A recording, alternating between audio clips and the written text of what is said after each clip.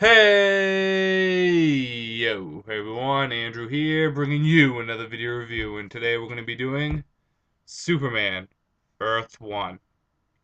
Now, for those of you that know nothing about DC's line of Earth 1 graphic novels, allow me to explain. Basically, the Earth 1 graphic novels are taking well-known DC characters and retelling their stories on a separate Earth with separate continuity.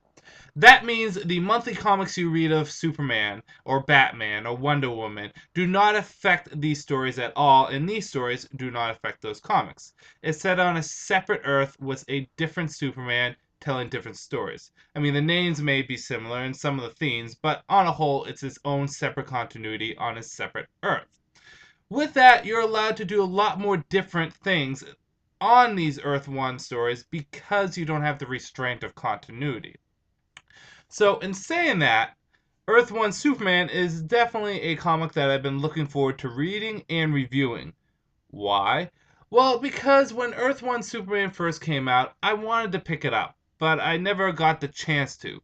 I think I was in finals when it came out, and I just didn't have the time to pick it up, and I didn't really want to pull out the money at that time. And then finally, when I did have the time and money, it was already out of shelves. I couldn't find it anywhere, and eventually I did find it at my comic book store. But surprisingly enough, I actually read Earth 1 Batman before I read Earth 1 Superman. And I really did enjoy Earth 1 Batman. It may not have been the perfect Batman story, but it was a great Elseworld story, a great story telling a separate universe of Batman. So, when it comes down to Superman, I really wanted to pick up that same feeling that I got with Batman, whereas this is a great Elseworld story of Superman, a story of Superman that is different, but still Superman. So, does it live up to those expectations that I held? Or will, unfortunately, the story kind of fall flat? You're just going to have to wait and see. So, let's start things off with story. Now, this is kind of your traditional Superman origin story. Superman, or Clark Kent, is just leaving Smallville. He's entered Metropolis, and he's trying to find exactly who he is and what he's going to do. Now, in all the other previous continuities with Superman, whether it's the mainstream or some of the Elseworlds or even some of the movies or television shows, he always knows he's going to be Superman. However, this comic, he has no intention in being Superman at all. It's actually the last thing he wants to do. Despite all the encouragement that he gets from his parents, Mom, Pa, he doesn't want to be Superman. He wants to be normal. He wants to be a football star or a scientist or a businessman. He doesn't want to be Superman. However, his past catches up to him, and the destruction of Krypton along with it. Because, see, Krypton didn't blow up by natural causes in this continuity. No, there was something else behind it. And that something else is coming for the last son of Krypton and will destroy anyone or anything or any planet in its way. So will Clark Kent be able to rise up, put on the S and the cape, and fly off and save the day? Or will things have to be done a little differently? Will he have to wait to be Superman? Will he have to fight this challenge not as Superman, but as Clark Kent? Well, you're just going to have to read and see. So let's jump into the good, the bad, and whether or not you should get it. I'm going to try this to keep this as spoiler free as I can, but I might let one or two things slip. But I will try to keep this as spoiler free as I can. So we'll start things off with the good. First, good. The art is really good in this. Although Superman looks very, very, very different, obviously younger, a little bit more Jonas Brotherish. It's still great art. And the thing is I let it slide because this is an alternate universe. Superman's only 20 in this comic, so I do let it slide that he looks a little different. But the art in this is on a whole great. I do like the new origin for the destruction of Krypton in this, how it's not by natural causes, and although it seems very far-fetched, how they went about it was really well done. It involves another alien race and another planet in the same solar system as Krypton. That's about as far as I'll go, because like I said, I don't want to drop too much spoilers. But the actual story they woven together for the destruction of Krypton is quite interesting. It's also cool to see Clark really not sure whether or not he wants to be Superman or not.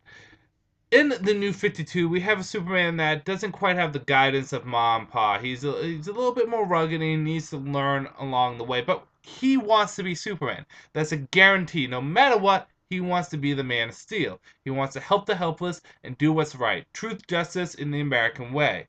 This Superman, however, not sure if he wants to be Superman at all. He doesn't want to pick up that responsibility. He just wants to be normal. And it's an interesting take on a character.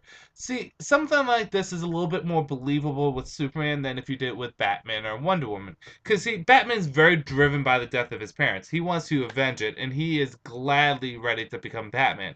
And someone like Wonder Woman is very driven by her ideals and her family and what she's been taught. So she has been pretty much set as a child to want to become this champion, this diplomat, Wonder Woman. Superman, on the other hand, is a character that's torn between two worlds, the Clark Kent world and the Kryptonian Superman world. He really doesn't know what world he wants to live in, and he walks that fine line between the two of it. It's often up to debate on who's really the real man. Is it Superman or is it Clark Kent? Who's the disguise and who's the real person? I like to believe the interpretation that he's a little bit of both. It's only when he's with people like Lois and his parents that he truly reveals who he really is. But it really is that fine line that he walks. Is he Superman or is he Clark Kent? Who is the disguise and who is the real person? Some interpretations have it that Superman is who he really is and Clark Kent is the mask he wears, similar to what Bruce Wayne is to Batman. Some people paint off that Clark Kent is who he is and Superman is just this character that he puts on. So it's always nice to see that walking the fine line on what he is and who he wants to be. Bad. I felt as though the villain was a little silly in this. I didn't care for him, and I didn't think he really posed that much of a threat.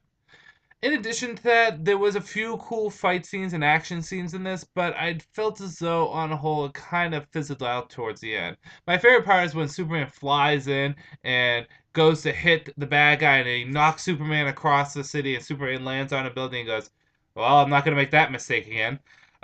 You would really have to see it to understand it, but I felt as though the action was a little lacking. And the enemy, the bad guy, the big bad in this, I felt was also very lacking too. The last bad about this is I felt as though, well, if I could make a comparison to Batman Earth 1, Earth 1 Batman feels like Batman, but it is drastically different. It's told a completely different story of Batman and his origin, but it was still recognizably Batman. Superman Earth 1 feels too much like Superman. I don't feel as though there's too much different in this to really make me say, hey, this is like a completely brand new thing that blew my mind. This felt recognizably like Superman. It felt like the origin story that we've seen a million times. You replace one bad guy with another bad guy, and you replace this with that.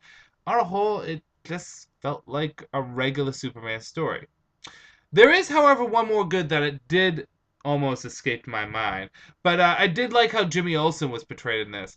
More so than any other supporting character. Jimmy Olsen did stand out very nicely as a confident individual, but still being, well, Jimmy Olsen. Whether or not you should get it. Earth 1 Superman isn't quite as good as Earth 1 Batman. It didn't live up to my expectations. Now, that doesn't mean in no way, shape, or form is it bad, but I don't think it's quite as good as it could have been.